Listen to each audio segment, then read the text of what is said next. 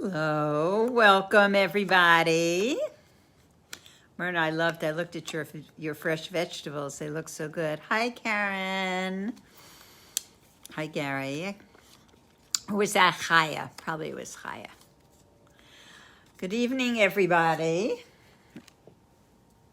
How are you all? Hi, Karen. How you doing? Hi, Phyllis. How are you? I'm sure that everybody is. Phyllis, I loved your menorah. The picture of the 8th day was so beautiful. All those candles lit. Having some mint tea out of my Chai Center cup. I've graduated from Farbrengens of wine to mint tea. We'll have to have another reason to have a Farbrengen soon. Today is the 8th day of Teves. A lot of important days are coming up this month. In this month, a lot of beautiful days coming up. And we'll just wait a few minutes and then we're going to start the class. There's, of course, a lot to learn, like usual. And I'm sitting in the newly freshened up music studio. And happy to share this evening with everybody. Well, some new guests have arrived, so we're going to start.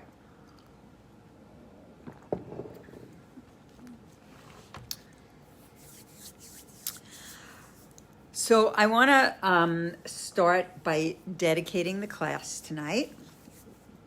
We always dedicated the class first to the complete healing of everybody who needs a complete healing. I'm glad to report that Fega Sarah Baskittel is out of the hospital, but still needs our prayers for healing, as everybody does. And my dear friend Baruch Nachshon in the holy city of Kiryat Arba also needs blessings for a complete healing. And Rabbi Ginsburg, my teacher since 1974, his name is Yitzhak Fivish Ben Brina Malka. He needs blessings for a complete healing.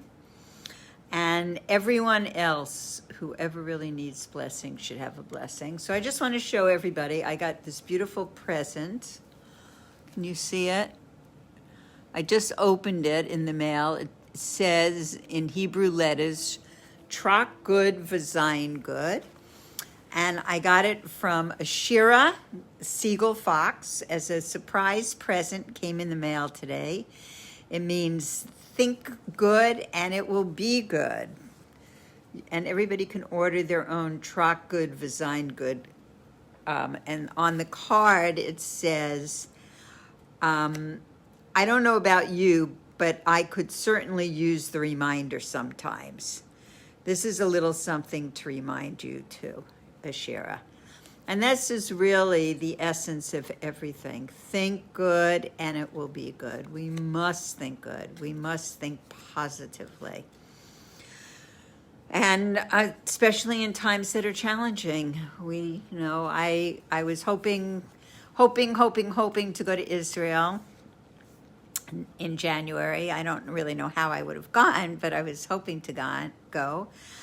As with all my family, and we have a few family bar mitzvahs, but Israel has just closed tight its doors. And I hope it will be for only the revelation of good and healing, and eventually we'll be there with Mashiach, with the Messiah, in peace and harmony and happiness and health. And so I'm going to have to be patient and stay longer in Los Angeles with many of my beautiful friends that are here, that I kind of just see on Facebook and wave. But I'd like to dedicate this evening tonight to a man who is really part of my family, an uncle, a brother, a very, very integral part of our family. And his name was Yerachmiel ben Chaim. Some of you might know him, if you know me for many years, from the old Chabad house days. His name was Yerachmiel, Rabbi Stillman, for anybody who doesn't recognize his full Hebrew name. And he passed away on the eighth candle of Hanukkah. And he and my husband came out together in the late 1960s, early 1970s, and opened up the first Chabad house first campus Chabad house. They were campus rabbis. And I just want to share one story that I heard when we were sitting at the Shiva for him with his beautiful daughter and wife, who's like my sister. So, in the old days, in the 60s and 70s, there were a lot of people that used to be drawn to the Chabad house. It was a very interesting time. It was a time of spiritual pursuit and reflection, and you also got a lot of people who were like, I don't want to really call them full-on crazy, but there were a lot of crazy tendencies that people were exhibiting in those days. And my husband used to say that Chabad house sometimes had like a giant magnet on the top of it. It would like draw all these people to come there. So there were three main rabbis that ran the Chabad house. And they all decided that they had to put a stop. There were too many kind of crazy people verging on the crazy side, too many of them coming to the Chabad house. And they were going to just make a decision of who could come in and who can't. And they were just going to stop the influx of certain people. So they started to go through names. So the first name that came up was a man named Gary. So my husband says, oh, Gary, oh, no, that's mine. You can't throw him out. He needs to come. No, Gary is mine. Okay. Then Rabbi Stillman was next, and he said, Stevie, oh, no, you can't throw him out. Stevie is mine. No, he has to come. And the other rabbi brought up another name, John. No, you can't throw him out. You can't throw him out. He has to come. And in the end, they couldn't. That was it. Everybody could come. They couldn't decide because each one really opened their heart and soul to reach out and to help people and to see the beauty even in confused and tortured souls. So I want to just dedicate the evening's learning and any good resolution or any good deed that we take on from what we learned tonight for the elevation of the soul of Yerachmiel ben Chaim. We know that when a soul leaves this world, that the only mitzvahs that surround them now in the world to come are the mitzvahs, the commandments that we take on in their name. So to give extra charity and to do another good deed and, to smile under your mask at your neighbor walking down the street. I don't know, I think people feel the warmth. I mean, I think that there are many ways to radiate warmth, and to get one of these lovely Trock Good Design Good pins designed by Ashira, just lovingly sent to me. I met her when she was under 2, and I loved her ever since. And now she's a mother and she's an artist, and you can see some of her work on Facebook, Ashira Siegel Fox. Okay. So the Parsha today, the Torah reading today is, of course, it's really exciting. I mean, I might say that every week, but it is really exciting. But before we talk about the Torah reading for the week, I want to talk about this coming Friday, which is a fast day. And it's called the Fast of the 10th of Tavis. For anybody who actually knows my son Mendel, it's also his birthday. Imagine having your birthday on a fast day, but hopefully he'll get a lot of goodies after or the night before. It's a daytime fast. It's not a 24-hour fast. The only 24-hour fasts are Yom Kippur and Tisha B'Av. And so my custom on these fast days is to get up early in the morning and to be able to eat before the fast starts. So usually I didn't look it up yet, but it's something around 5 a.m. Probably the fast starts around 5, something like that. And it will be over tomorrow, Friday night. We light Shabbos candles at 4:30, and about 55 minutes later is when the fast will be over. So I'm sure we won't dilly-dally for whoever's coming for a Shabbos meal or virtually coming for a Shabbos meal.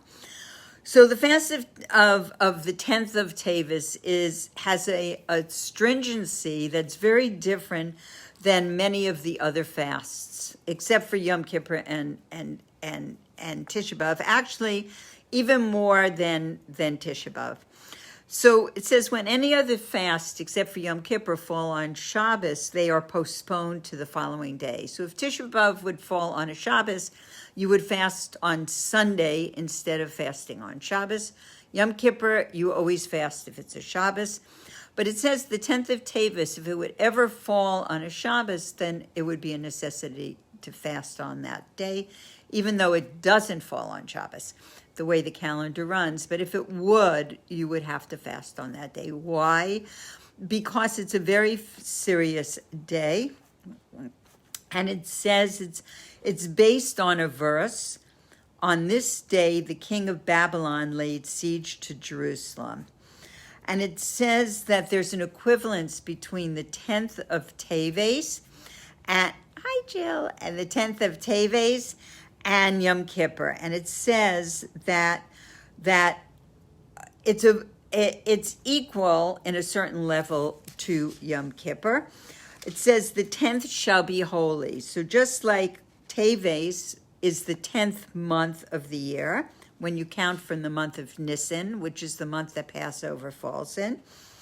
And the fast is referred to the fast of the 10th month. It's also Adrian, it's this Friday. The fast is this Friday, is the 10th of the month. So this is an important fast day. I just want to say about fast days that this is considered a minor fast, not a major fast. For instance, on Yom Kippur and Tisha B'Av, really, people go out of their way to really make sure that they fast.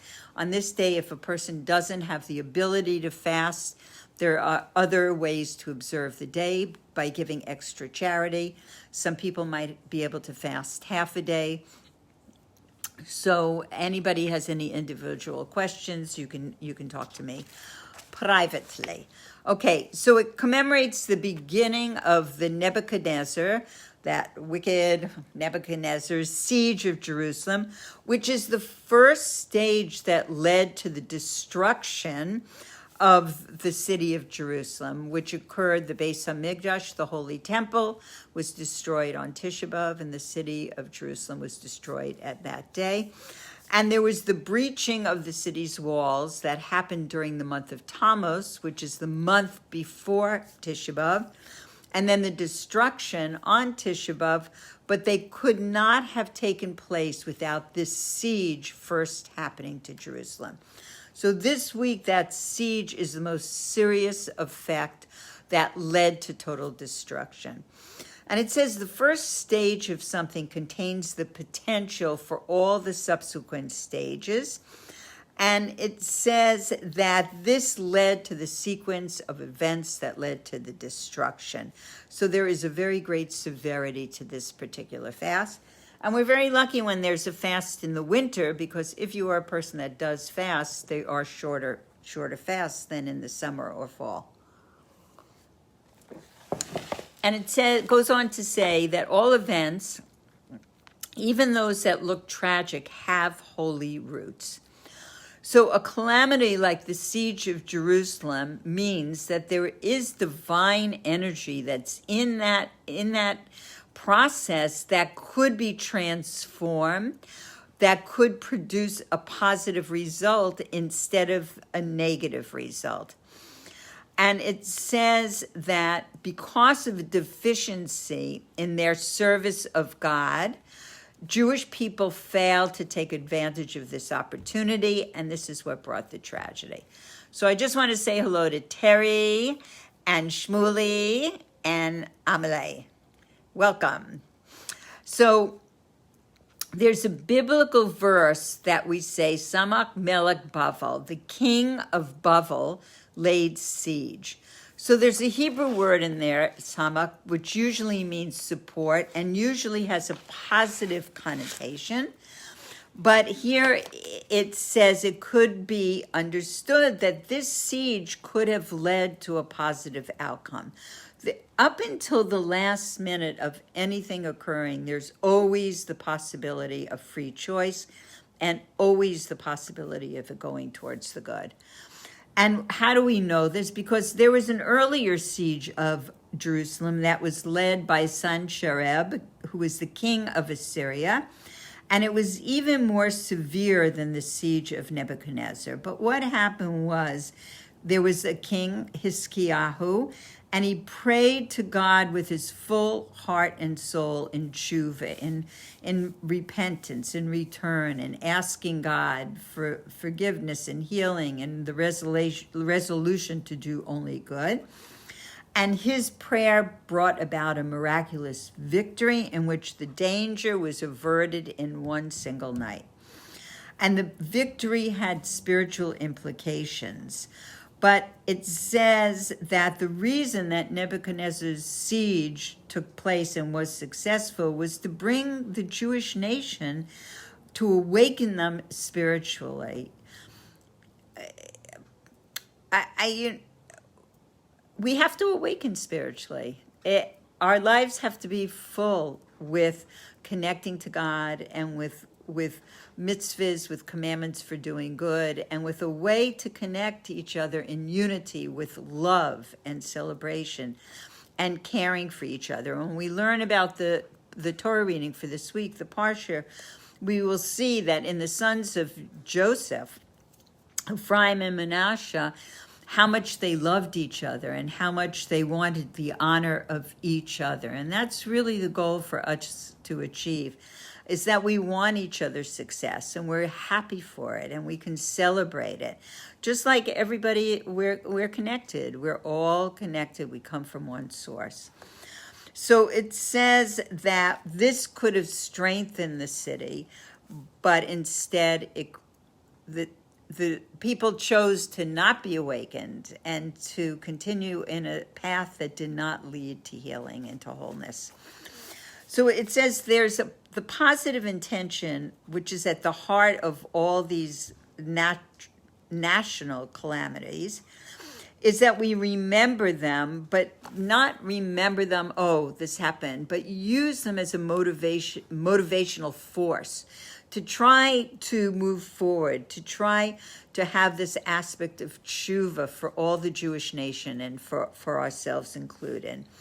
And Rambam writes that in the future, all these fasts will be nullified.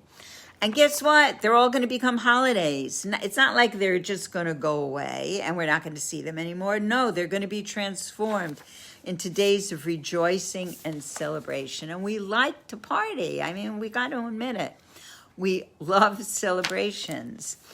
So it says Rambam cites the prophecy, and he talks about the fast of the 4th month, the fast of the 5th month, the fast of the 7th month, and the fast of the 10th month.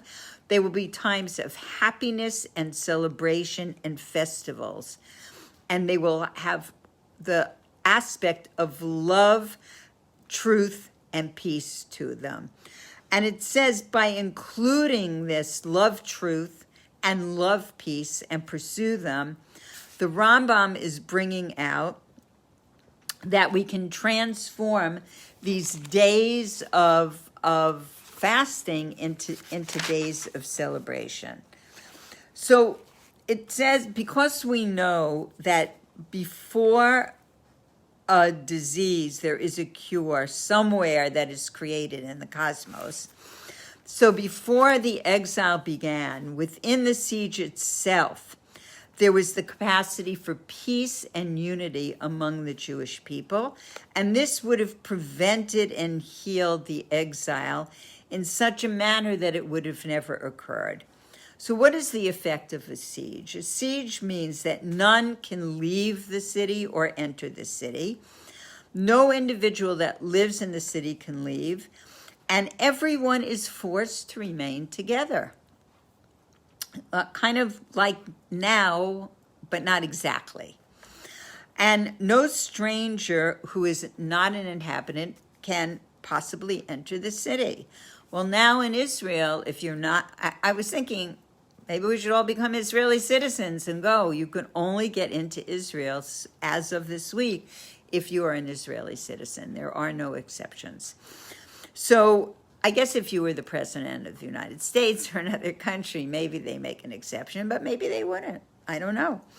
So it says, what is Jerusalem? Jerusalem is a special city. It's a city that is united all together, and Jerusalem unites and links all Jews.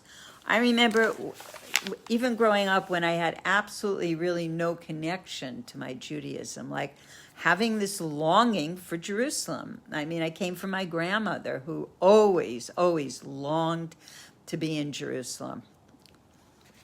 So the siege of Jerusalem causes the inhabitants of the city to be unified and to be thrown together to a greater degree than they even would have been before with the city not under siege. It's almost like families today that are in isolation and that are being separated from other people really are forced to spend more time together, to be together more, and hopefully it's for a positive outcome. Hopefully it brings really a positive outcome. But the affliction of the siege itself could have brought about healing, and it could have been a greater unity. And how would we have achieved that greater unity? Through what we call causeless love. Because we know that it says that the destruction of Jerusalem came from causeless hatred. What's causeless hatred? I always thought, what, you mean there's hatred with cause? No. Somehow it all comes under the category of causeless hatred, of just not having that sense of caring and love for each other. And it says that it could have been healed, this causeless hatred, by having causeless love, just seeing the best in everybody, and just, it's like the story that I told at the beginning of the class tonight about the old Chabad house and how they couldn't throw out the crazies. They wanted to be stern, and they wanted to have a, kind of a border.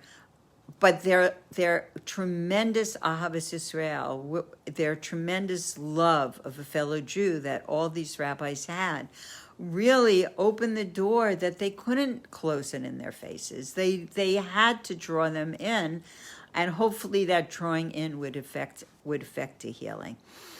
So it says that the Hebrew word for siege has a positive meaning of support. And it says, then why is this siege the predecessor, comes before all the other exiles? Because it says it did provide the means to be united and to have what we call baseless love. And baseless love is supportive, meaning we're supporting each other with this level of love. And what happened? They did not choose wisely. They made poor choices. And it did not result, the baseless love did not come about, and therefore it was turned into something that was negative. So this fast, the 10th of the month of Teves, it reminds us that we have to nullify all afflictions and maladies. And how will we do that? How will we nullify the plague? Through baseless love of one's fellow Jew. And this will lead to the nullification of these sorrowful days. And it's interesting because when it was Tisha B'Av, there was a rabbi who wrote on his Facebook class title, Cure for COVID-19. And then he talked about baseless love and Ahavas Yisrael and love and caring of fellow Jews and everybody in the world. And he actually was thrown off Facebook because he said the cure for COVID-19. And what are we learning from this fast day this week? Yes, the cure Jacqueline. The cure for any malady is love, loving your fellow Jew. And loving your fellow Jew doesn't mean all of you people that are here that I care about and I love. It means that, like the crazies that I was talking about in Chabad House, that the rabbis wanted to push out the door, but they couldn't. They couldn't because their level of causeless love, their level of Ahavas Israel, was so deep inside their hearts that overrode anything that would have caused separation and kind of hatred. So that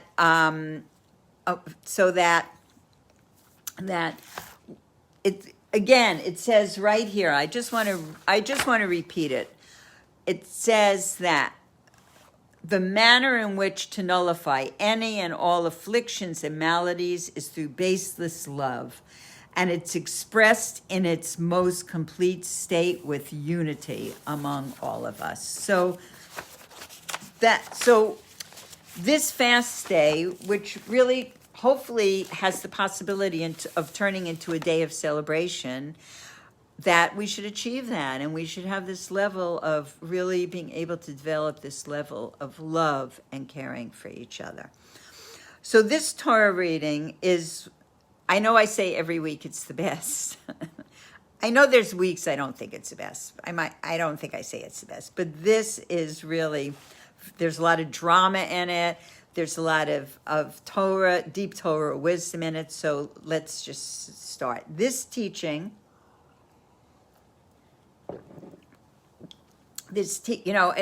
my grandson, I have many grandsons, but one of my grandsons, I was on the FaceTime with. He lives in New York. His name is Lev. Before, and I told him I was in a class tonight with his other grandmother. She teaches a class, New York time, and I was in her class, and he was so excited, and he said, do you say what she teaches? Do you teach what she teaches? And I said, no. I said, by the time I go to her class, I've already prepared. I've spent a lot of time preparing my class.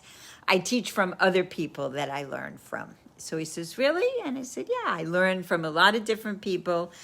And I just want to encourage everybody, like I do every week. There are so many wonderful teachers available.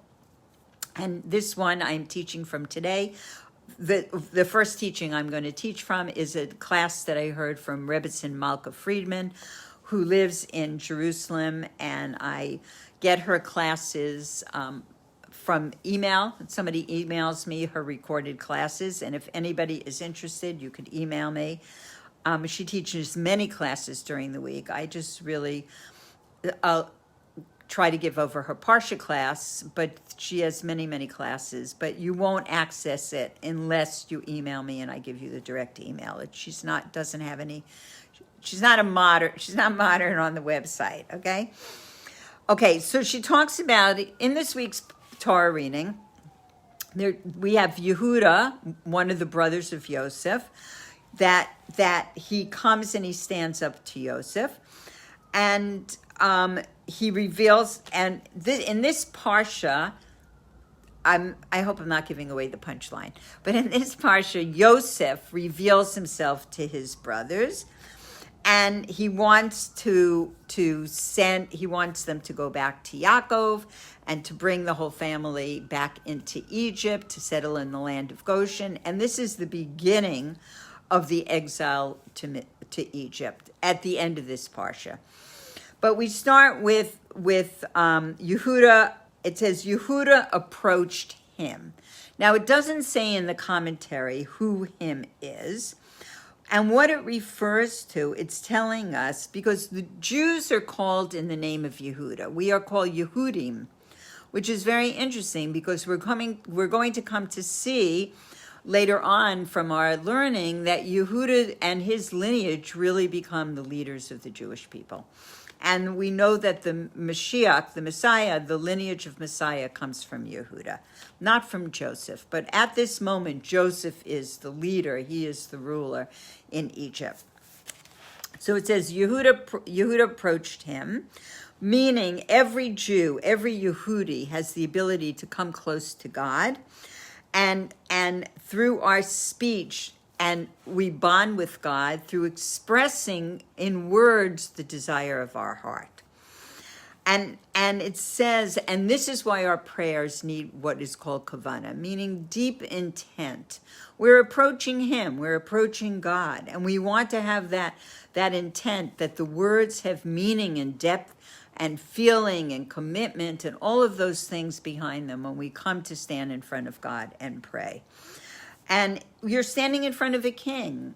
You know, I used to pray in my pajamas, and I thought, wow, would I do that in front of a king? So now I get dressed. But it prevents you from wearing pajamas for days on end because you have to pray a few times a day. So it says, I am approaching God. I am asking, I'm begging, I'm giving the full concentration of my heart. And this is hard. This is hard. It's hard to have that type of commitment and attention at the time of prayer. And I just heard today, I was listening to a class, I don't remember, maybe Chaya Bracha Leiter, I don't remember who was teaching the class. Oh, maybe it was Bracha Mishanino, possibly. And the person was saying, you know, concentrate even on one sentence, concentrate on one line, you know, like you might not be able to hold it together if you're reading a prayer or if you're saying a prayer or even from a prayer from your own heart, but at least use some of that time to really focus and have it come from deep in your heart and from deep in your concentration. So it says, when Yehuda stood in front of Yosef, he was very clear. He was not distracted. And the Midrash says that before this, that when Yosef, the story is basically, I'm going to just pack up and do a little summary. The story is that the Yaakov and his sons kind of run out of food because there's a famine in the land, and they come in and they go to Yosef, who is the viceroy, the second in command. He's really the ruler in Egypt at this time, for food. And they go in 10 different gates, so they won't be noticeable, these, you know, heroic men coming in all at once. And they come to Yosef, and he starts asking them many questions, and really, you know, like if you would go to the grocery store and you want to buy a bottle of milk, you know, you wouldn't expect the person to be asking, do you have mother, do you have father, do you have siblings, you know, who's at home, who's here, any of that. But this is what Yosef's asking them. And they say, you know, not only are they them, but they have a father at home, and they have a brother at home, and they have one brother who died. So then they buy food, and it's a long story. They're on their way home. They find their money in their packs. They go back. He takes one of the brothers as kind of a prisoner, and says, "Go back and bring me your other brother, and don't come back without him if you want food again." So this is what the pivotal point of what this story is going to be focusing on, and we'll find out. We'll go into the details of it a little later, because that's not the point of what I want to talk about right now. But we will go into the details of it a little later, and they bring back Benjamin, the youngest brother, and then they start to leave again, and Benjamin is accused of stealing the goblet of Yosef, and they all come back again, and now Yosef said he's going to keep Benjamin as his slave, and Yehuda lets out a cry, and the cry was so massive that it traveled 400 miles and was heard by a man whose name was Hushim ben Dan, who was actually deaf, and he was with Yaakov in Eretz Yisrael. And the Midrash says the pain of Yehuda in Yosef taking Benjamin was such that he let out this cry that was so intense that his deaf nephew heard the cry.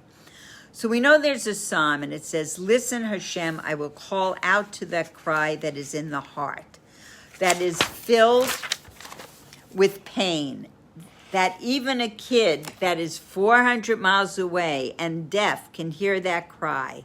How profound and potent that cry is. And this is not only talking about Yehuda, but it's talking about the Yehudim, that every Jew can cry to that intensity that can produce change. So we learn in the Torah, it says that Yehuda says, how can we come back to our father without Binyamin, as it will bring the death of our father without him. And then we come and to say, and it says, Yosef couldn't hold back at that time, and he says, I am Yosef, is my father still alive? Now, Yehuda has been saying, we can't go back to our father without Binyamin. It will kill him. So he did indicate that he's still alive. So how can Yosef ask if he is still alive? So it says everything that Yosef did in all of these stories with the money and the sacks and bringing them back and putting them in jail and taking Binyamin, and all was to bring them to the level of tshuva. We just talked about tshuva in terms of the fast.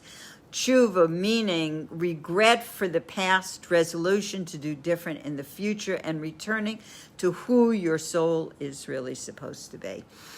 And we call Yosef, he's called Yosef HaTzadik, Yosef the righteous one. And it says all the suffering, all the travails he had, he didn't see in that way. He understood that everything that happened to him was from the hand of God. And there was a oneness that he felt with God. And he knew that all of this was the will of Hashem. And it didn't have anything to do with the people, with the players in the play. That they were players in a play, but God was the orchestrator. And God needed him to come to Egypt, to be thrown in the pit, to be hated by his brothers, to be sold into slavery, to be then made into a slave, to be a prisoner. All of these different details. He needed to be there in order to eventually protect the Jews and to protect them from immoral behavior and the decadence of the world, which was Egypt. He understood that this was his purpose, and he didn't have a personal response to his brothers. He did not hold hatred in his heart to his brothers. So everything he did to them was only to bring them to tshuva for their own personal benefit, not because he had revenge towards them. And when he says, I am Yosef, does my father live? It says that you just told me that my father would die if Binyamin was taken away from him. Did you think of that when you sold me? Did you think when you sold me into slavery of the pain that it would cost my father, about the death that it would cause to my father, how hard it would be on him, that he would suffer for 22 years? You caused him to fall into a kind of death. Why is it called a kind of death? Because it says that Jacob had what's called Ruach HaKodesh, divine prophecy, divine seeing. And for 22 years, he did not have it. And this was called a death for him.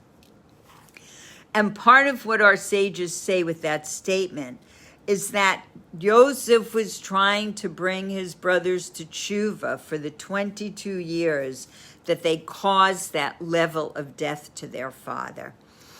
And it says that he reveals himself and they're shocked. They're shocked that it's Joseph, and he gives them gifts.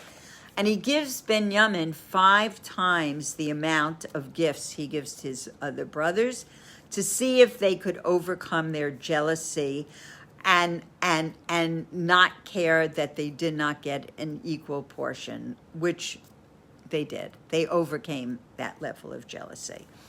So now we're in the Torah, we have 4 women that are mentioned very quietly and that are pivotal in establishing the people of Israel, the nation of Israel. And it says in Parak Tesvav, and these are the names of Bnei Yisrael, the children of Israel, coming to Egypt. And the first one that's named is a woman, a girl called Serach Bas, the daughter of Asher. And it says that when they knew that they had to tell Yaakov that Yosef was alive, they were afraid that it would be such a shock to him that he wouldn't be able to handle it. So Serach, who was his granddaughter, took her harp and she sat at the window and she sang the words to Yosef that his son was alive as a soothing reality.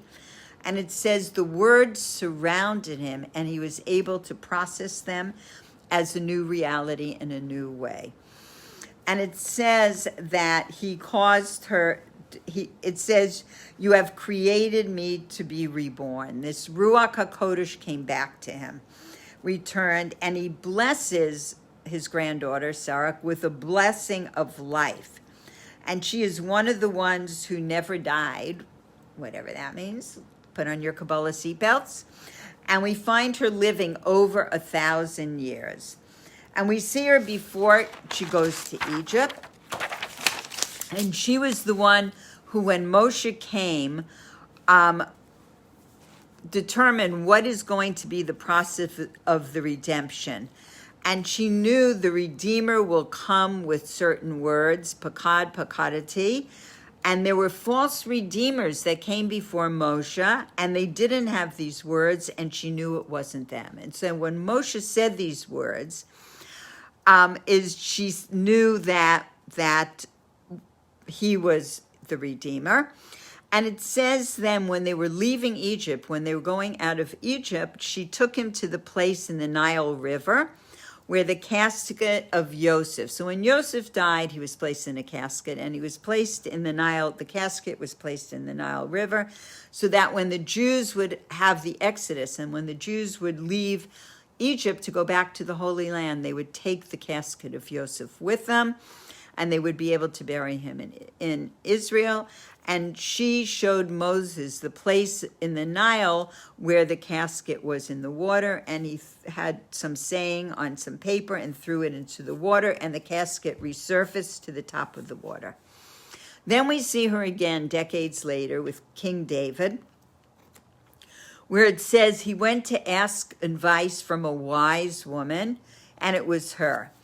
And it says also that later in the times of the Tanoim, where Rabbi Yochanan is talking to others about the crossing of the Red Sea, and he says the waters formed a wall, and they came up and formed like a wall, and they hear from a window a voice that says, no, it wasn't like that. And she says, I was there. It was Sarach, and she said, I was there. It was like a window where we could reach our hands through the water and we could take up the fruit. And they understood from that it was Sarach bat Asher, the daughter of Asher, and the bracha for her was not just about that she would have long life, but that she would be giving life. So, and it says that she was always giving, and this was continuous for her. The next woman, the next pivotal woman in this parsha that's talked about is Dinah, the daughter of Leah. We know that Dinah was violated by Shem, and that she did have a child, and she was called. So Dinah was always called the daughter of Leah, teaching us that no matter what, she always stayed the daughter of Leah, meaning full of complete righteousness. And her daughter, whose name was Aznat, was adopted by Potiphar, and she was called Aznat bat Potiphar, and she became the wife of Yosef, and she was a continuation of Dinah. It wasn't random. This was part of the redemption. And it says that Dinah gave over everything of herself to her daughter. And Aznat, who had to go into Egypt, had to battle the forces of unholiness of Egypt all by herself. She was really there by herself, being raised in the house of Potiphar. And that is one of the reasons when the wife of Potiphar tried to seduce Yosef, she had seen through the astrologers that they would have common descendants, and she thought it would be a child born from her, but it was in actuality a child born from her adopted daughter, Osnath. And how do we see that Osnath won this battle against the evil and the unholy forces? Is that she gave birth to two of the tribes, Ephraim and Manasseh. And she always kept herself on the level of the matriarchs, and she educated her sons, and they were always connected to God. And when blessings are given to boys, it's given in the name of Ephraim and Manasseh, and it says that they had no jealousy for each other. They were bonded and they deeply loved each other, and this came from their mother.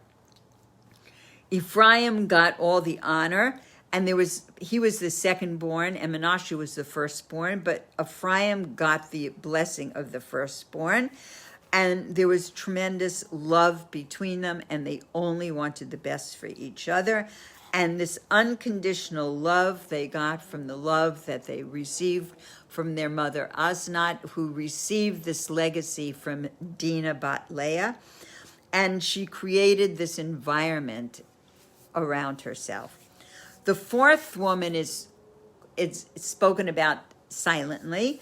Rashi mentions her. It says she was born between the walls, meaning before they got to Egypt, when they left Eretz Yisrael, but before they got into Egypt. And she ups the number of Jews going into Egypt to number 70. There were 69 without her, and she was born between the walls before they entered Egypt, and that number went up to 70. And it was Yocheved. And if it wasn't for Yocheved, we wouldn't have Miriam, we wouldn't have Moses, we wouldn't have Aaron. And it says again that God brings the healing before the disease, that she brought the redemption. She had these three holy children who were part of redeeming Israel, the nation of Israel. And it says that this parsha is filled with so much light, and especially in the merit of these holy women, which were the backbone, really, of the nation, and each had their own specific challenges. So to continue, there is another class that I listened to from Yossi Jacobson, and he's talking about, we're going to continue with the story of the brothers, that they come to Egypt to purchase grain, and they did not recognize Joseph because Joseph is now 39. And what age was he sold? He was sold at the age of 17. And Joseph accuses them and imprisons them, and he releases them. And he says that the only way I can tell if you are truthful, I'll give you food, because he had found out, as we said before, about Binyamin. I'll give you food, and I'll keep Shimon as my guarantor, and you go and bring me your brother Binyamin. And now they go back, and they know that they can't ask their father for Binyamin because it would kill their father.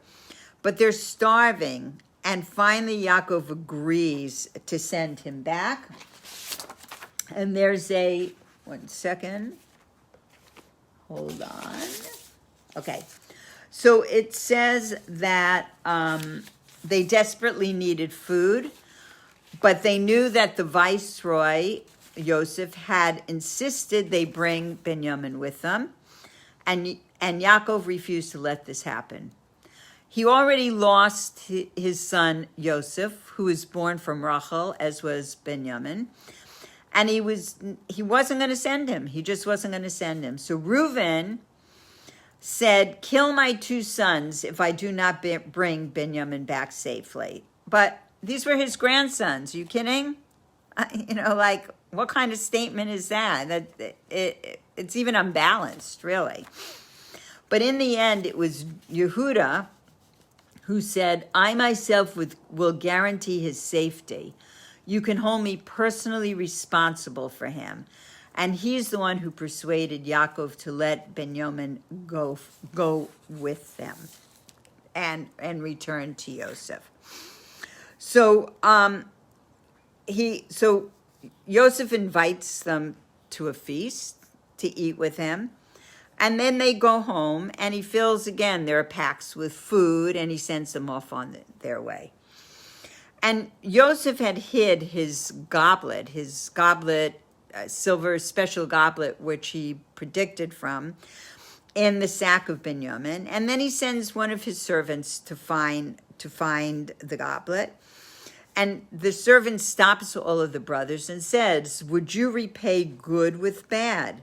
And they deny stealing. And they all go back to Egypt. And they say to him, "We even brought back the money that we found originally in our bags." And they were so certain that none of them stole this goblet that they said, "If you find the goblet, then the person will die." And because they were convinced not one of them is a thief, it would never happen that they would take this goblet. So the goblet was found in Benjamin's sack, and it says they all tear their clothes in mourning.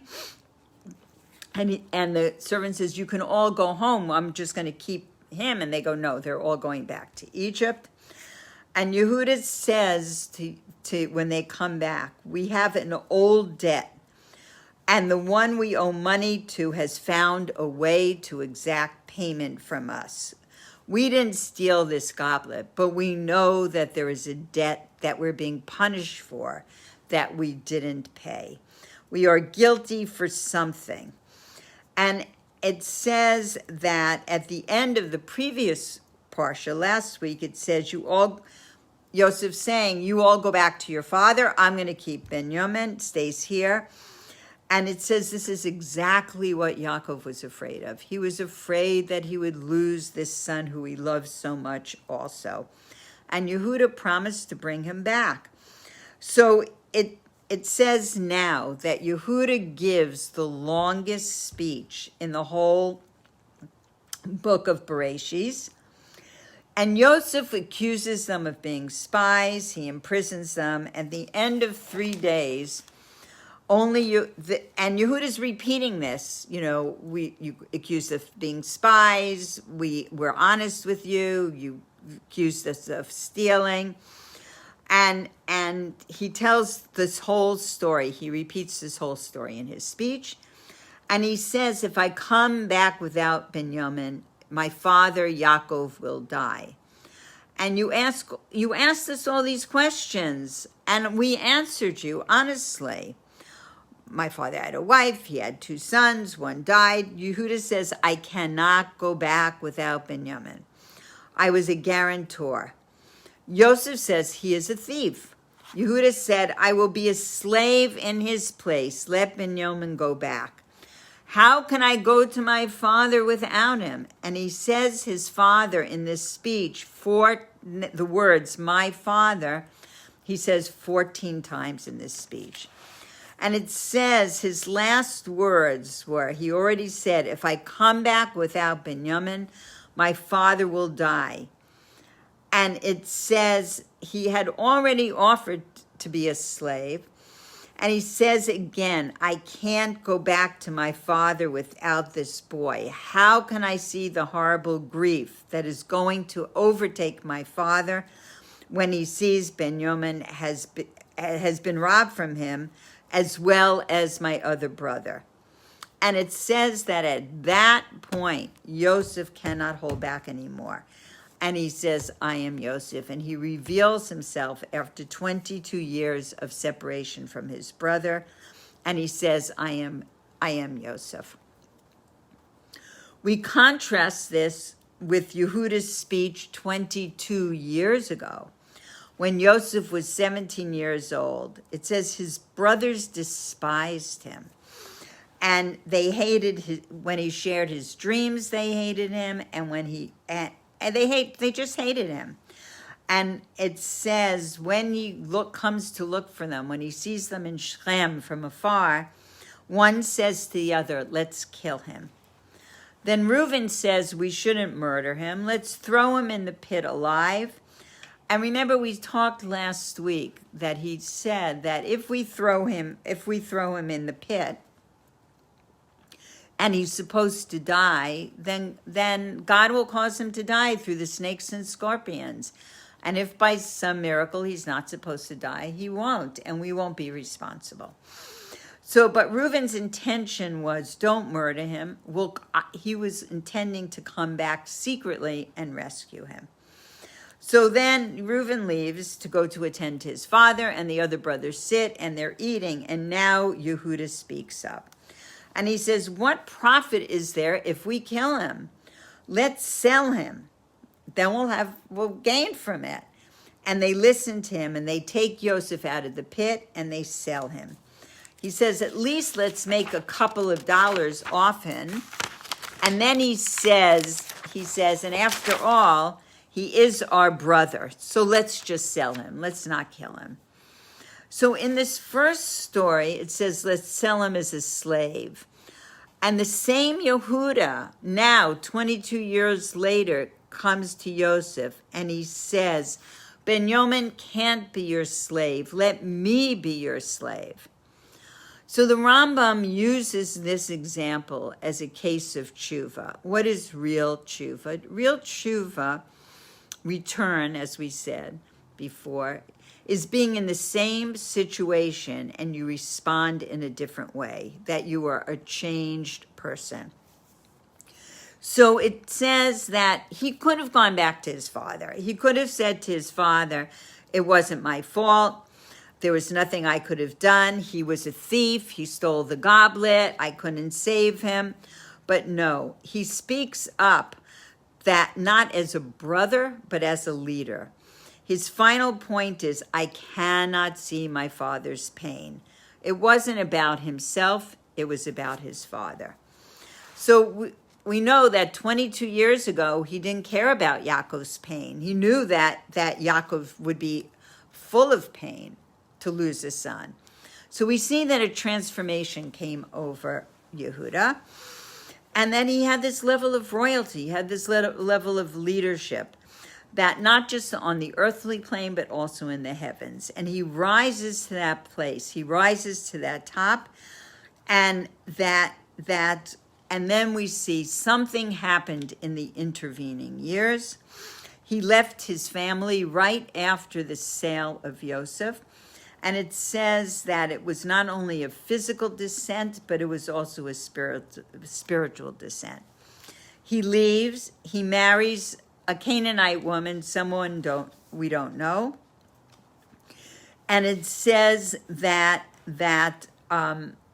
he, and it's interesting because in last week's Parsha, where it talks about the story of Yehuda, we're learning all about Joseph and the whole story of Joseph, and right in the middle is this story of Yehuda and Tamar, which we're going to go into in a minute. So he goes to this other land. He marries a Canaanite woman. He has 3 sons. 2 sons were sin, and they died, and they were married to Tamar. And Shelah was the only son that was left. Now there is a custom that is called yibum, where if a man dies without having a child, then the brother marries the wife, and that first child is brought up in the name of the deceased brother as if it was his own child. And in these times before the Torah was given, it wasn't just a brother, it could also have been a father-in-law. So unless the woman is freed from the obligation to marriage by a ceremony called halitza, then she's like married to this person, even though she was married to the brother, she's not a free woman to go on in her life. So what happens? And she wants to marry him. She wants to have a child with him. She wants to continue in the right path, Tamar. So what happens is that Shelah grows up, and Yehuda does not give him in marriage to Tamar, and she understands, either by Ruach HaKodesh or some internal understanding, that there is supposed to be a child born, but Yehuda is doing wrong by withholding Shelah from him. And she hears that Yehuda is going to be traveling, and it says she dresses up as a harlot, and her face is covered in a veil, and she sits by the crossroads, and Yehuda comes by, and he sees this harlot, and he has relations with her. And he says, I don't have any payment on me. And she says, well, I'll take collateral. What do you have for collateral? And he had his seal, his belt, and his staff. And he says, tomorrow, you take these today, and tomorrow I will send you goats. I will send goats as payment. So the next day, this is interesting, in the Chumash, it talks about, in the Torah, it talks about a lot of families, but it doesn't speak of a friend. And here it says his friend went with the 2 goats to replace the collateral, and she wasn't there. You know, I might have mentioned this before, but I think it's a beautiful point about a friend.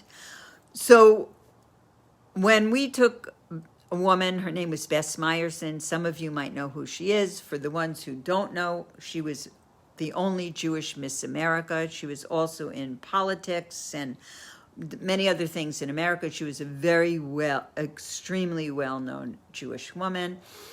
I knew about her as a young child, and this beautiful Miss America. Anyway, she got into a very difficult situation, and we took her to the Rebbe for a bracha. And then when she was freed from the situation, we went back with her to the Rebbe, and she brought with her a woman, the only woman who stood by her as a friend. And she introduced this woman to the Rebbe, to the Lubavitcher Rebbe. And the Rebbe said to her, thank you for being such a good friend to Mrs. Meyerson. And here in the Torah, this is the only place that it mentions a friend, right here, in this particular piece. So his friend went with these 2 goats to pay the woman and collect the collateral, and she wasn't there. And then they went off. So, and a friend is someone, it says in the commentary, who you can keep secrets with, who you can let your faults flow in front of. So what happens is 3 months later, there's a rumor that Tamar is pregnant with a child, which means adultery, because she's bound up still in marriage, a marriage that's not yet a marriage, with Shelah, the son of Yehuda. And Yehuda then was the chief of the area, and he had to sit at the court of law, and he condemned her to adultery, and he condemned her to death. And she comes to him, and she takes out these 3 items, the seal, the staff, the belt, and the staff. And she says, after the verdict, and she gives them to Yehuda, and she says that these items belong to the father, the person who is the father. And he recognizes these items, and he realizes it was him, and that she did the right thing. And he said, she is more righteous than I am, and he admits to being the father. I am the one who did it. And it's my fault because I should have given my son to her, and I didn't. And now something happens to Yehuda. In his mind, he's following the law, because that was the law at the time, but he realizes when he sees these 3 items that belong to him, he says in 10 minutes he could have condemned and put to death a mother and the twins that she was carrying within her. And then it's like a light bulb goes off inside him, and he realizes that when he sold Yosef, he felt that he was doing something to uphold the integrity of the family. It's a complicated story about different topics of law that Yosef was speaking about. It's really not for here to go into depth, but he was convinced that if Yosef was not put to death, or Yosef was not kicked out of the family, that it would make the family impure. And he said, if I made a mistake in this area with Tamar, I must have made a mistake in the area with Yosef. And he had this change deep inside the core of himself, deep in his guts. And from that day on, he was a changed person. He realized that he was at fault, that his suppositions weren't necessarily true. And it goes on to say something interesting having to do with his name. One second. Okay. And it says, perhaps his future was already implicit in his name. Because when he was born, Yehuda, from the verb lahodot, which means to thank. Leah called this her fourth son Yehuda, saying, this time I will thank the Lord. But it's also related to a verb, lahitvadot, which means to admit or confess. And confession, according to the Rambam, is the core of the command to repent. So he had that deep inside him also, the ability to repent and the ability to change from the inside. So he understood that because he made a mistake in misjudging Tamar, that he also made a mistake in misjudging Yosef. And from that point, he did tshuva, and he had this deep core, gut-wrenching change that came over to him. And it says that then he goes through this deep transformation. And what happens is when he was not the same person. And so when he stood in front of Yosef and he talked about, if you keep Benjamin and it will cause pain and grief to my father. He didn't talk about himself. I promised my father what will happen to me. No, he only talked about the pain of his father. And it says that he becomes a new person at that point, and he has this vulnerability that touches the heart of Yosef, and Yosef can't hold back. And at that point, he weeps and he says that I am Yosef, and this transformation occurred within him. And what is a leader? This is when he really transforms and becomes a true leader, because it's not that a leader has to be perfect, but that a leader is accountable. And it's interesting because when I was preparing this parsha, I actually had an insight into a question. One of my daughters called me up and she said she needs to help somebody who asked her a question. The person said, there are people that she really can gain from, that have a lot to offer, but there's a lot of negative qualities about them. And she doesn't know, can she listen to the good while still having in mind the negative? And when we haven't had a discussion about it yet for me to give advice, but when I was reading this, I thought, here it is, here's the key. Being accountable. Do you recognize, it doesn't mean that one has to be perfect, but one has to be accountable. And that's what happened here. And it says Yosef cried at that point, and then we go on with this story. So it's just it just is that indication of tshuva, how tshuva is transformative. So we have it from the beginning of when we were first learning about the fast, the 10th of Teves, and a little insight into this parsha. And before going on with another point in the parsha, I just want to bring in a story that I've been wanting to tell for a few weeks. And I might have actually even told it, but I don't think I did. So if I did, somebody can just listen, see if I tell it the same way the second time. So the story actually happened many years ago, and with a wonderful friend of mine, and I had called him recently for accounting advice, and I said, could you tell me the details of that wonderful story again? So here's the story. So this friend was going to a bris, circumcision for a nephew, for his brother in the La Brea area had a baby, and the bris was going to be on Shabbos morning. And this friend of mine lived in Santa Monica, and he packed up his family in the car, and being an accountant, he's very good on time, and he left many hours before in time that he should get to the bris, get to Shabbos in time, and they were bringing all the desserts because his wife was this fabulous cook. And after being in the car for too many hours, being that it's really only a half-hour drive on a regular day, and maybe on a Shabbos it could be 45 minutes, they were already in the car for 2 hours because there was a breakdown on the freeway, and every road going east in Los Angeles was totally booked. You couldn't move. And when he saw that he was nowhere near to the La Brea area, and they barely had time to turn around and to go back home for Shabbos to Santa Monica. So in the morning, he wakes up, and at 4:30 in the morning, he leaves his house, and he's going to walk to the bris in La Brea.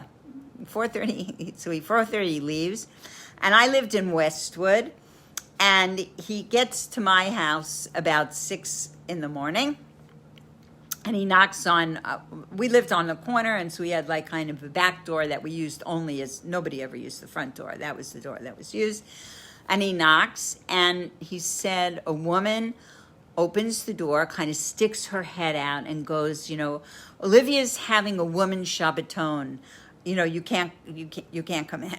And he says, and she closes the door, and he knocks again, and he says, listen, can I just have something to drink? I just walked from Santa Monica. I have another few hours to get to La Brea. I don't need to come in. I just need a drink.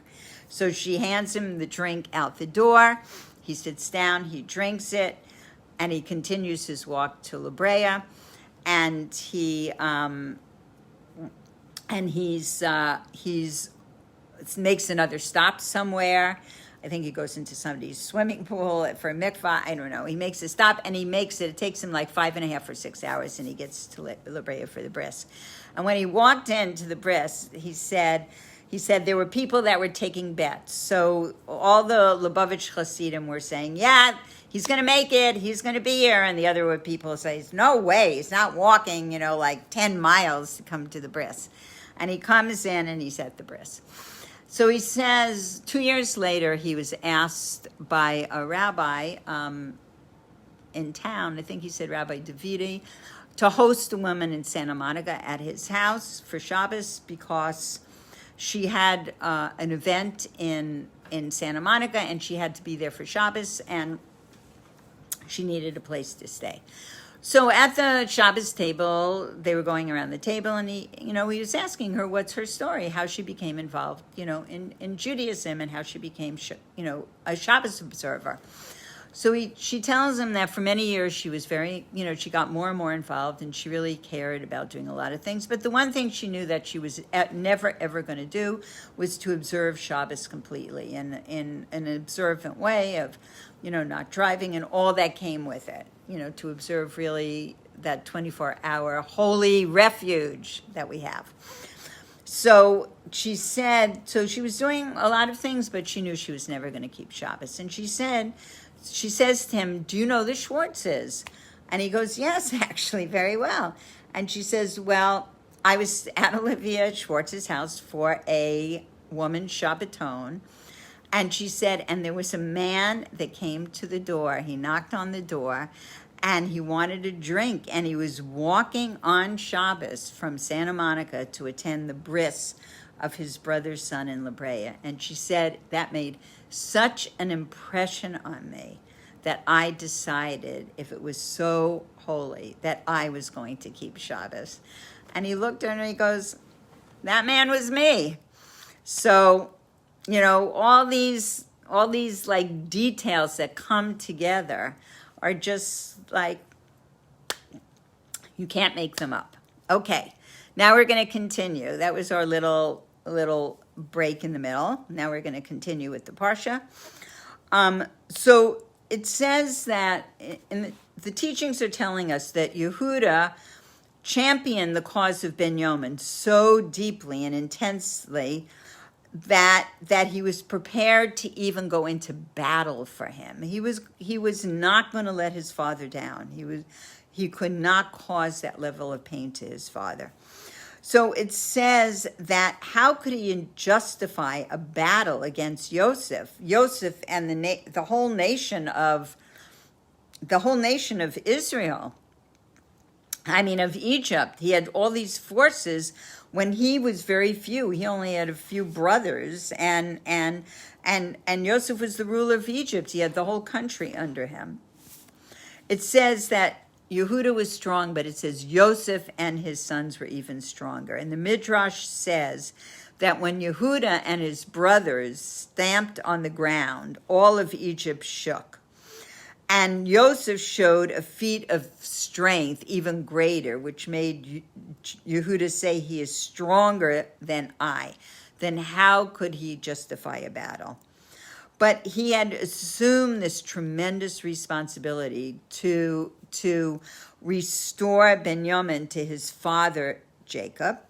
So it says that his responsibility towards this child, his brother, he was ready to jeopardize himself for the sake of this one person. He was ready to risk his life in order to save the pain from his father and to make sure that his brother Benjamin was freed. So it says, from this we learn an instruction that we're given, all of us, we're given the responsibility for our children and all for ourselves as children and for all the other children. You know, that's one thing I absolutely loved when I first started to go to Israel, was how everybody loved the children. You know, you could see little kids getting on a bus by themselves. That was the thing that always amazed me. You know, I had a friend, now both of these girls are mothers, but one's name was Sarah Malka and one's name was Hinda. They both now have many children. And when they were 8 years old, they went to different schools in Jerusalem, and they would take the bus and meet at the village green and have lunch together as 8-year-olds. You know, like my kids, I would watch with a hawk, like binoculars on them, so they don't get out of my view. But like, everybody looked after children there. Everybody has this love for children and, you know, kindness for children. And it says we have responsibility for all our children. And we have this quality of what we call mesiras nefesh, this deep devotion and concern for even one single child. We don't want one single child to slip through, to not be safe, to not be secure. So it says Yaakov sent Yehuda before him to Goshen to establish before him a house of study for instruction. That learning, we know that deep within our Jewish souls, deep within us, is this love of learning and this commitment, this deep commitment to learning.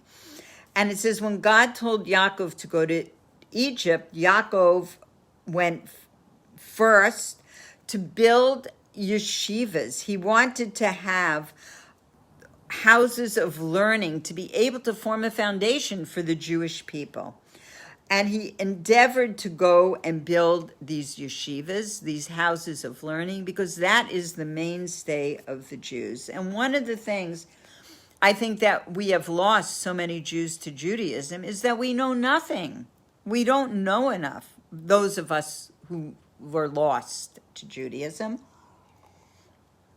And I remember my husband and I spent a lot of time in Hebron, the holy city of Hebron, where my grandson, Ari, will be a paratrooper stationed in Hebron for the next 4 months, guarding the holy city. And I'm just like so proud, and we all pray for all of our soldiers, their protection, and all the people's protection. But I remember we stayed in a community called Tel Rameda, which was the ancient grounds of King David's palace. King David's palace was first in Hebron for 7 years before it was in Jerusalem. And there, right down the road from Tel Rameda, is the burial place of Yishai and Ruth, which are the descendants of Yehuda, and there's an army base there. And so if you go to the side of the army base through some olive groves to the cave, the burial place of Ruth and Yishai, so always on top there were soldiers there, and you could see the Marat Machpelah if you climbed up on the top by the soldiers' watch station, and the whole city of Hebron. The Marat Machpelah is where Abraham, Isaac, and Jacob, and Sarah, Rivka, and Leah are buried, and Adam and Eve. And there were always soldiers there. And one of the things my husband always, each time would say to them, do you know who's buried here? Do you know anything about who's buried here? No, almost never.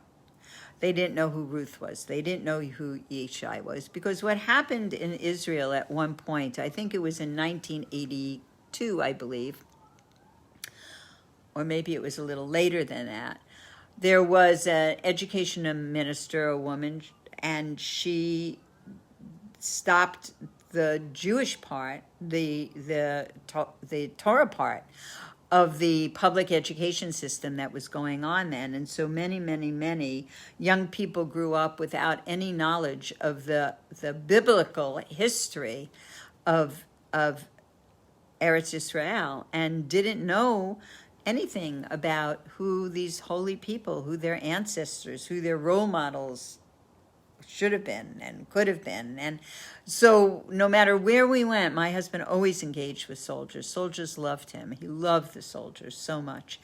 And he would tell them who these people are. And so education has always been such, Yishai is king, is the father of David, and of David HaMelech, King David, and you know, to be part of our history, to love learning, to understand what's going on, has always been the foundation. Always has been the foundation. And without Jewish education, that's why Jewish education is so important for our children, important for ourselves, that we know that we have a foundation, that we know who we are, we know where to place ourselves. So it's interesting because when I lived in India, I actually had a teacher who had a Talmud in German. I had never heard of the Talmud, and would teach me from this Talmud in German. I mean, like, it's like bizarre. That's all you can say. So it says that this was the foundation. Learning in yeshivas and places to study was the foundation and mainstay of the Jewish people. And our ancestors were never without a house of learning. And remember I told a few weeks ago the story about the Durna, the boat, the Durna that was saved from being bombed by the Germans because they opened their suitcases and everything was in German, and they thought they were German nationals and not Jews. So when they arrived in Australia and they were put into a camp at first, they set up places of learning. The whole thing was, you know, education and learning and being able to sustain the nation by sustaining that core and the essence of the Jew. So even in the harsh exile of Egypt, it says there were yeshivas where Torah was studied, because it is the life of the Jewish people. And we know that the Egyptian exile was the most severe of all the exiles. Why? Because number one, it was prior to the giving of the Torah. And it says that at that time, the only way to study Torah was to the extent of a person's natural abilities. There was not a transcendent level to it, as it became after the Torah was given. It says also the Egyptian exile was the first in Jewish history and the most difficult to bear, because, like, if you have a recurring, God forbid one should have a recurring misfortune, but if they do, the first time is the hardest. But if it happens again and again, it takes away that intense level of difficulty, because one, in some way, even though it could be horrific, has already become conditioned to it. And also, third, in Egypt, all Jews were together. And in later exiles, not all the Jews were in one place. So Jews could be saved in one area, and those Jews that were saved in one area could help try to save the other Jews that were persecuted in another area. But in the Egyptian exile, it says all Jews were in one location and under the same regime. So there was no escape. And it was also in a particularly oppressive country, and no slave had ever been able to escape from there. And yet the Jews eventually, including all men, women, and children, had to be released from that exile. So it says that Torah is not just it's not a history lesson. Every word, every letter, every dot above a letter offers direction to us for all times and places. And we know that the conditions there were certainly much more difficult than they are here. And nevertheless, Torah was studied. And it says that the exile of Egypt was so oppressive that one could not even think of redemption. Even when Moshe proclaimed this redemption, they did not listen because their spirits were crushed. And the servitude they underwent was so hard.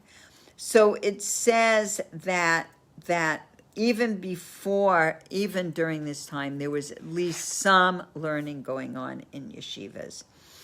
So it says today our task is much easier than it was then, because then it says there were 288 sparks of holiness, which fell and had to be extracted and refined. So we know when the world was created, it says it was created with lights and vessels. And I know I have to look it up. There used to be this wonderful cartoon called Lights, I think, and it shows the breaking of the vessels with these sparks of holiness that were contained in the light that were scattered all over the world. So we learn from Kabbalah and Hasidus, it says that wherever a Jew finds themselves, it's to redeem some of these lost sparks. Why are Jews in Outer Mongolia and in, like places that you probably can't even pronounce the names of?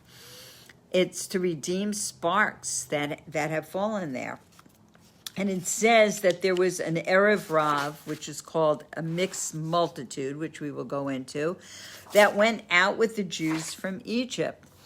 And it says about the breaking of the vessels. Let's go back for a minute. It says at the time of the creation, there were 288 general sparks of divinity. And they were imprisoned or exiled into the creation.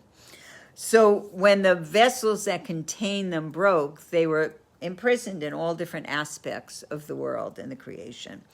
So it says the purpose of a person is to refine creation by freeing these sparks that are trapped. And it says that when all the sparks are redeemed will be the time of the Messianic era. And it says, now of these 288 general sparks, 202 were extracted at the time of the Exodus. How? Because it says the Erev Rav, a mixed multitude, went up with them. And the word Rav, the numerical equivalent of that word is 202. So it means that those 202 sparks were redeemed, which means that there are only 86 left to be redeemed. So, this is the numerical equivalent of the divine name Elohim, and many of these sparks have been extracted. How? By sweat and blood of the Jews, and there remain now only a few small jars. Remember, it says that they went back for these Yaakov went back for these few small jars. So it says that the present day work is easier because there's fewer things that need to be refined, and that the sparks that have already been redeemed are like support pillars to help us along the way. So that there is work to be done, and I volunteer for the exotic locations. Maybe there's some sparks in Bali or Fiji or someplace like that. I'm going to volunteer to go there and try to find them and redeem them. How do you redeem the sparks? by saying holy words in a certain place, by knowing words of Torah by heart, by walking in the streets, by purifying the atmosphere. You know, we're talking about now with all the COVID, purifying, everything's purified. The airlines are purified. The, you know, transportation is purified. The studios, everything is being purified. But how do we purify in a Torah sense? Is that we memorize words of Torah and we walk in the streets and we are able to say these words of Torah. And that's a way to purify the atmosphere. So we'll do one small little piece. So it says that, now this is very like a little esoteric, which everybody loves. It says Yosef had an order when he was the viceroy of the country that the Egyptians be circumcised before he would give them food, which is very interesting. And it's kind of complicated, okay? And we're going to go into why. In the writings of the Arizal, the holy Arizal, who is buried in Sfat, and I have to say that for 3 months a year when I live in Sfat in the summer, my morning walk includes going to his grave every day, and in another month I won't have been there for a whole year, and it's hard not to be there. But I do have grandchildren in Sfat, and I have really dear friends in Sfat because I've lived there for 28 years in the summers, and so my friends often go there and they'll take pictures of themselves there or FaceTime me when they're there, and that brings me a lot of comfort and joy to be in those places. So it says that according to the Arizal, the order that the Egyptians be circumcised enhanced the vitality of Egypt, of what we call the klipot, the shells of unholiness that are there, and that were part of the Egyptian exile. And also then there's another phrase that we say, and we say it in the Passover Haggadah, and we say, here is the bread of affliction, which refers to the redemption. So we know that holiness is the ultimate source of vitality and strength in everything. And the sparks of holiness that are within each thing sustain its existence. And by making this sacred act, the act of circumcision for the Egyptians, bringing it into Egypt, contributed to the power and the vitality of Egypt, and the klipa, the unholiness. It strengthened the unholiness. This holy act that was not really theirs strengthened their unholiness. So we're going on, and it says that another thing is that Joseph caused the Egyptians to move into cities from one border of Egypt to the other because he didn't want his brothers and his family considered exiles, that everybody became an exile. He moved everybody from one place to the other. And it says that Joseph, in a spiritual sense, represented the concept that the righteous one is the foundation of the world. So he intended to remove any reproach from his brothers, because now the Egyptians all were strangers in different cities to which they moved, and they could no longer call Joseph's family strangers. Reminds me of Leisure World. My parents moved to Leisure World 40 years ago. My parents are no longer alive, but when they were alive, they moved from New York to Laguna Beach area to Leisure World 40 years ago. And the beautiful thing that was Leisure World was that everybody was from somewhere else. It was a retirement community, and you had to be over a certain age to live there. And so everybody was open and friendly because nobody had been there. Nobody had lifetime friends. Nobody had been there for, their whole life or a long period of time. And everybody had this openness of heart and spirit to meet new people. And it was really, my parents had so much joy in living there. And there's actually now a Chabad in Leisure World. there was one in Laguna always, but now there's one right in Leisure World. So, okay, so everybody became a stranger. That was one thing. And also it says that Yosef was called Yosef HaTzadik, which is the righteous one, is the foundation of the world. And it says that he was the channel for all the emanations and all the blessings. So that, what was the defect of Yosef circumcising the whole Egyptian nation before he would give them food? That he did it on his own, that it was his own idea. And it said that he did bring the Egyptians closer to holiness, but he also enhanced the vitality of the klipa, the vitality of these shells of unholiness. They gave strength to unholiness. Why? Because the Egyptians weren't ready, nor were they fit for this level of godliness in their life. Maybe they would have been ready in another point, but at that point they weren't ready for it and they weren't fit for it. And this intensified the Egyptian exile. So we find a similar situation with Moshe. It says he took with him the Erev Rav, the mixed multitude, of his own accord. He was not told to take them. And they were responsible for the sin of the golden calf. And God said to him, your people, which you brought out of the land of Egypt, have corrupted. So this Erev Rav, this mixed multitude, who you received of your own accord and accepted as converts without consulting me. This is what God is saying. You thought it's a good thing that converts become attached to the Shekhinah, yet they corrupted themselves and corrupted others. So they were not fit vessels at that time. Maybe they would have been, I don't know, at a future time. But at that time, they were not fit vessels.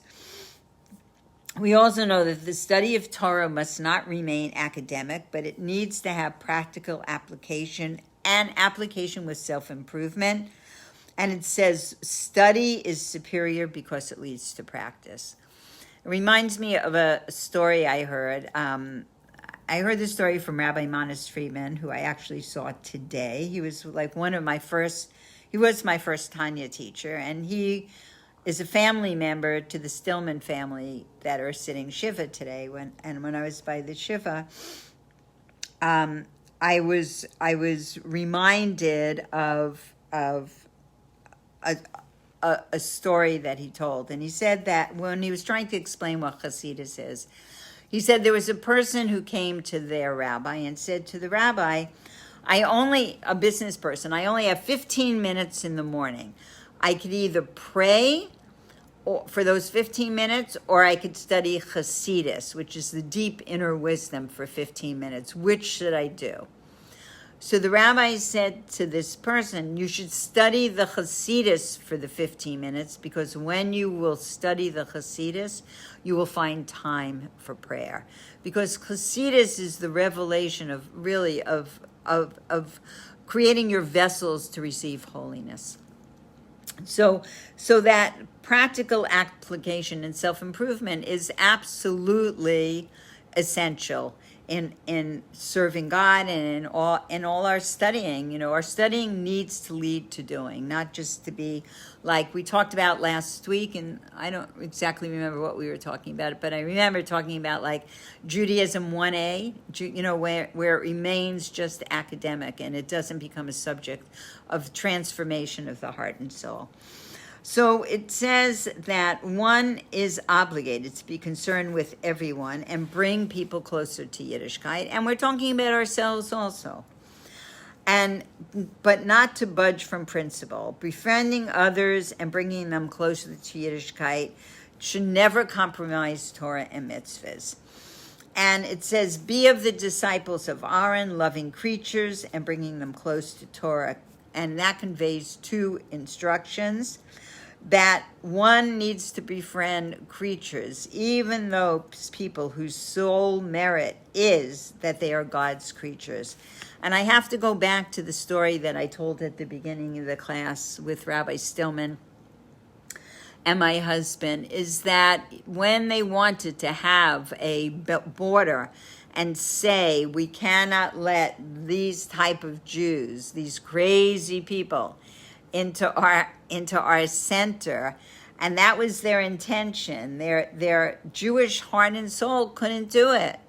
They couldn't. There was no one they could eliminate. Their hearts were wide open for everyone, and it says that here, that even people whose sole merit is that they are God's creatures, maybe not even another merit to them. And it's interesting because in those times things were very different. And we heard a story at the shiva last night about a person that Rabbi Stillman had befriended. This we were dealing mostly in those days with college students, and it was a college student, and he became very close to Rabbi Stillman, and he followed him wherever he went, and he went here and he went there, and he accompanied him, and he was always interested in everything. And this went on for months. And then one day they were in the kitchen of the center, and all of a sudden Rabbi Stillman turned around, and this guy grabbed it was like a knife that was like a sickle. Somehow it was, I don't know if he had it was in the kitchen, and he went to attack Rabbi Stillman with it. He was going to attack Rabbi Stillman with it. And Rabbi Stillman also was very strong, but it was like a surprise attack. And there was somebody else in the kitchen who like grabbed him, and then another strong, like one of the Chabad house like crazies that was there. And then Rabbi Stillman was able to grab him, and they muscled him down, and then they were able to take him across the street to NPI, which is the Neuropsychiatric Institute of UCLA. And then everybody came back and, continued on with their normal day. Like it was just another normal day. It was like really just accepting situations and accepting people for what they were, and not making them into dramas and, talking about them, doing what you could to help and then continuing. And it says, and also during that whole time, trying to bring them closer to Torah, putting on tefillin, for women having them light Shabbos candles, for them to eat kosher food, having a tzedakah pushka, a tzedakah box, and having them give charity every day without compromise, bringing them closer to Torah, and finding the commandments that they could do with a full heart. And instead of trying to bring Torah and adapt it to fit into the minds and lives of other people. And in this paragraph, I'm going to end after this paragraph, but in this paragraph, the Rebbe is talking about, there was a rabbinical conference, and one of the speakers that were there stated that for the purposes of drinking water, it makes a difference whether the water is clean water or not clean water. But for the purposes of extinguishing a fire, it doesn't really matter what kind of water is used. And the previous Rebbe said that's well and good when the liquid before us is water, and our sole concern is whether it's clean or not. But what if the liquid is not water? What if it's kerosene? Not only will you be unable to extinguish a fire, but you will increase and intensify it, even though the kerosene also is a liquid. So it says you have to know what is required, and that changing even a traditional custom will not affect the environment positively, but rather to the contrary. So we have to really see, we have to look around, and we have to see that what is needed, and how we're going to go forward in the world. So I just want to tell one more story about Rabbi Stillman for some people who might know him. And this is kind of a funny story, and it's about the old Chabad house days, and I hope everybody will take it in the right spirit. So we're in the old Chabad house, and it's the old one that used to be the fraternity home, that before it burned down. And downstairs we're sitting there, and I hear Rabbi Stillman like calling my name frantically, and I'm ignoring him. I'm just, I'm thinking, oh no, there's another there's no wild situation, because there was always wild situations that have to be dealt with. And what was the situation? So he couldn't find me, and he had to take, I was like maybe peeking down from the top stairs. I didn't know what was going on. And he had to take situation in his own hands. And it was, 1970s, late 1970s. And there was a young couple. He was, I don't know, dancing around to the prayer. And she was sitting in the dining room, and she was nursing her baby. And she was nursing with like just everything wide open. Okay. There was no attempt to cover anything, as she was just casually sitting back there nursing her baby. And Rabbi Stillman went over to her, and he says, you can't, he goes, we have a room upstairs. You can't do that here. And I mean, there were other people around. And she said, oh no, don't worry. We're new age. And he said, we're old age, and we're very old age, and you cannot do that here. And there are so many stories. On Friday nights, we'd have like 200 students, and my husband and Rabbi Stillman, they would work the room, and people's lives changed. You could see people's lives change from their sincerity and from their hearts, and they understood this level of love, this level of, drawing people near and finding that way to connect and filling the room with song and really reaching hearts in a way that is really transformational. I saw, if anybody really wants to treat themselves to something remarkable, if you go on YouTube or Facebook under Shlomo Katz, the Shlomo Katz Project, he, during the week of Hanukkah, he did 8 nights of Hanukkah, and he had different things every night, and he had different, musicians and singers, and one night he had the Diaspora Yeshiva Band, all of them in different places because everything was on Zoom. And I was a part of the Diaspora Yeshiva, and I have many, maybe next week I'm not going to do it now. Next week I will tell a story, if somebody reminds me, of Woodstock and the Diaspora Yeshiva Band and my husband. But, so he was interviewing different ones, and Ben Zion Solomon was speaking. And for whoever lives in LA and knows the Moshev Band, Ben Zion Solomon is the father of Yehuda Solomon. So Ben Zion was talking about a 10-year period which was magical. It was a 10-year period. It was the time of the beginning of the Chabad houses. It was the time in Israel of the beginning of the Balei Tshuva yeshivas. Oh, Dahlia's appealing to Dahlia's making an appeal, I say, and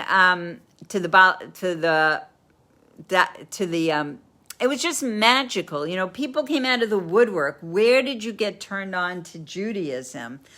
Nobody knew. It was like in the air. You weren't inhaling it. You were breathing it.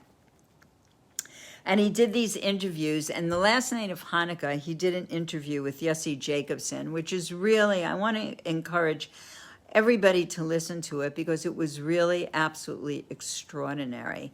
I mean, I love both of them as teachers. Rabbi Jacobson, I give over a lot of his teachings in this class. I do a lot of studying with him. And Shlomo Katz, I know since he was a young boy and used to sit here in now the music studio, but it was then my husband's office, and sit for hours and learn with my husband and talk to him and be involved. And so, yeah. So, I want to encourage you to listen to some of this because it's just wisdom and it's pearls. And it's like those days that Rabbi Stillman came out and my husband came out, were really absolutely transformational. It was something very special. And they set the tone for how things would be. Everything was asked. Questions were asked as we were just learning about Yaakov and setting up yeshivas in in Egypt, and not deviating from Torah, not trying to bring Torah to people, but bring people to Torah.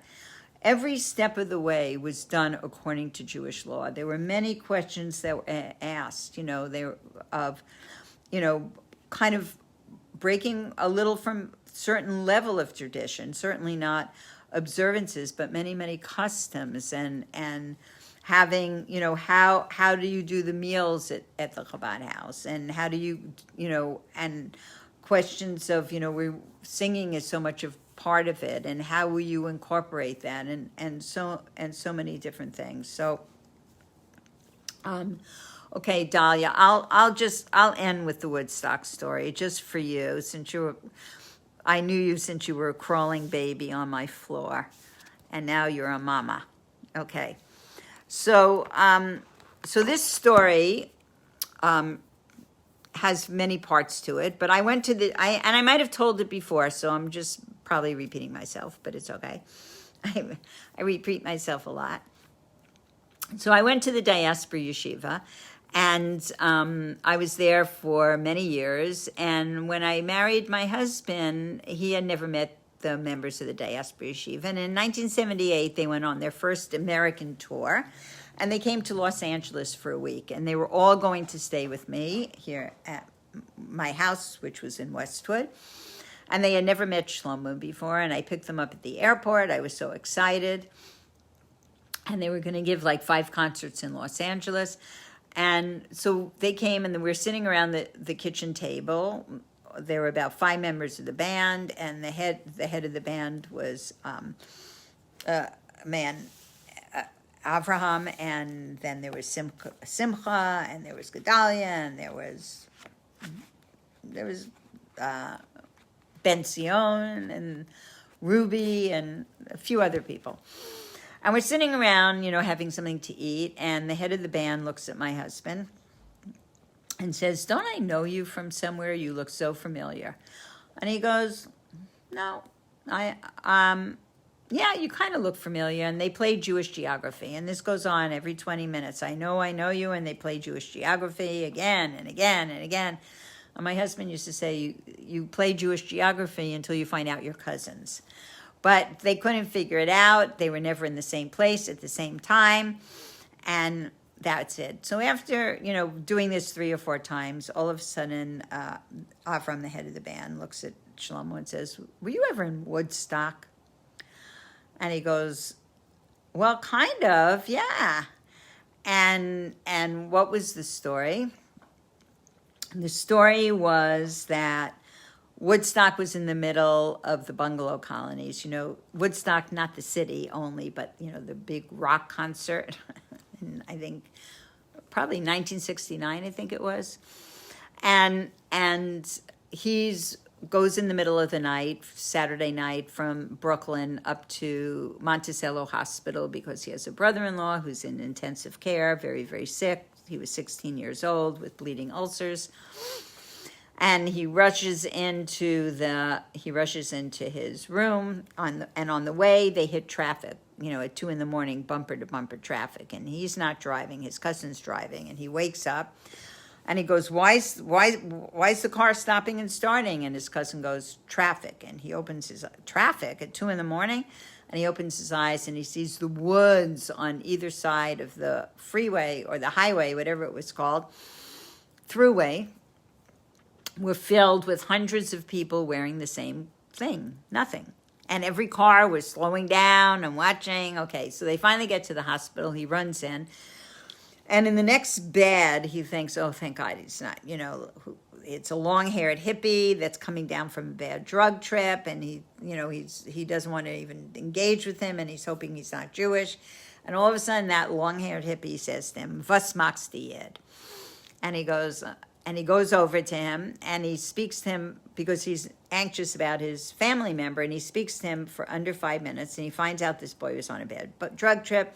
He lives in Philadelphia. He had been into Christianity, and now he's into drugs. And my husband's family was from Philadelphia, so he knew the name of the local Chabad rabbi, and he gives him a pamphlet on tefillin, And he writes down the phone number. He knew the number of the rabbi. And he says, when you get back, call him and have him come put tefillin on you and bye. And that was it. Anyway, that long-haired hippie was Avram sitting at my table, the head of the band. And when he realized who Shlomo was, he started weeping and weeping at the table, because that 5 minutes, or maybe 4 minutes, changed his life. He went on to, he called the rabbi, he put on tefillin, he started studying with him. And within a few months, he was on his way to Israel, and he went to the Diaspora Yeshiva, because Diaspora Yeshiva, Rabbi Goldstein, was a genius. He really opened up one of the first Balei Tshuva yeshivas that there was, and he made a place for incredible musicians. I mean, he took everybody's talents, and instead of crushing them and saying, no, to live a Torah life, you have to give all of this up. You have to just study Torah and become, a certain way. He says, no, take your talents, take your skills, take your possibilities and use them in the service of God. And he created this extraordinary community of creative people and brilliant and alive people. And we're actually all friends till this day. And he made this possibility, and this man Avraham became observant, and he has a beautiful family and still plays music, and he was one of the people that was on Shlomo Katz's interview also. And I mean, there are a lot of Torah giants and a lot of great people, and my heart is really sad that Rabbi Stillman, who was really a great rabbi, a great human, a great friend, a great family member, and really one of the pioneers of the movement in Chabad to really create now what's thousands of centers, and really was able to set the tone and the direction of the open-heartedness and the grounding in the foundations of Torah and commandments and mitzvahs, and open-heartedness, and really his soul should have the highest of aliyahs, and he should storm the gates with all the people we love and to bring Mashiach, because, the gates of Israel right now are locked, and we want them wide open, and we all want to go back there, and we all want to really live a life of holiness. And as we know, as we learned in the beginning of this class about the fast day, and about the 10th of the month of Tevis is about doing tshuva. And how do we do tshuva? Is by baseless love, of having love one to the other for no other reason that we love them. So I'm sending you love vibes from the love generation. And thank you all for coming to class. And for those who are fasting, have an easy fast. And I hope to see everybody, with my X-ray vision next Wednesday night at 8 o'clock. Okay, bye.